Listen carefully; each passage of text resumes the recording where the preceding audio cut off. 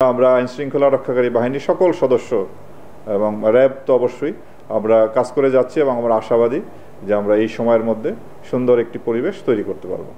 আসন্ন জাতীয় সংসদ নির্বাচনকে কেন্দ্র করে সরকার বিরোধীরা ঝটিকা মিছিল, ককটেল বিস্ফোরণ এবং নাশকতার চেষ্টা চালাচ্ছে বলে জানিয়েছেন র্যাপিড অ্যাকশন ব্যাটালিয়নের মহাপরিচালক AKM শহীদুর রহমান। মঙ্গলবার দুপুরে রাজধানীর কারওয়ান বাজারে র্যাব মিডিয়া সেন্টারে আয়োজিত এক সংবাদ সম্মেলনে তিনি কথা জানান। র্যাব ডিজি বলেন, নির্বাচন বানচালের উদ্দেশ্যে যে কোনো ষড়যন্ত্র রুখতে র্যাব ও অন্যান্য আইনশৃঙ্খলা রক্ষাকারী বাহিনী সচেষ্ট রয়েছে এবং প্রয়োজনীয় আইনানুগ ব্যবস্থা গ্রহণ করেছে। সাম্প্রতিক সময়ে বিভিন্ন জায়গায় লুট হওয়া পুলিশের অস্ত্র উদ্ধার নিয়ে প্রশ্নের জবাবে শহীদুর রহমান বলেন, লুট হওয়া প্রায় 1357টি অস্ত্রের মধ্যে 70 থেকে 80% উদ্ধার করা হয়েছে। গত মাসেও 3টি পিস্তল উদ্ধার করা হয়।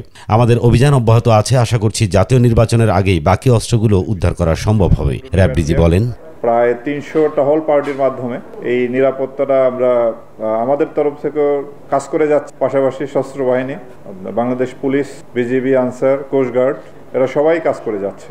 একটি শটগান, 2টি বিদেশি পিস্তল, 4টি ম্যাগাজিন, 20টি খালি খোসা গুলি, 2টি এয়ার পিস্তল এবং তার অনেকগুলি পিলেট এবং 2টি ওয়াকি টকি উদ্ধার করে।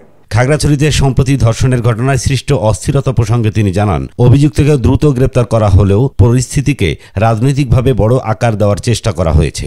এর পেছনে কোনো বিদেশি অপশক্তির সংশ্লিষ্টতা রয়েছে কিনা তা তদন্ত করে দেখা হচ্ছে। র্যাব ডিজি বলেন, এর আগের প্রেস ব্রিফিংয়ে বলেছিলাম যে সামনে নির্বাচনকে সামনে রেখে আমরা দেশের আইন শৃঙ্খলা পরিস্থিতি ভালো রাখার জন্য কাজ করে যাচ্ছি এবং সেই ক্ষেত্রে অবৈধ অস্ত্র উদ্ধার, মাদক উদ্ধার এবং বিভিন্ন সন্ত্রাসী আসামি তাদেরকে আমরা গ্রেপ্তার করে আইন শৃঙ্খলা পরিস্থিতি উন্নয়নের চেষ্টা করে যাব। আমাদের সেই কাজ চলমান আছে এবং আমরা আশাবাদী জাতীয় নির্বাচনের পূর্বে আমরা আমাদের এই অভিযানের ধারা অব্যাহত থাকবে এবং আইন শৃঙ্খলা পরিস্থিতি যাতে আরও ভালো হয় সেজন্য আমরা কাজ করে যাব।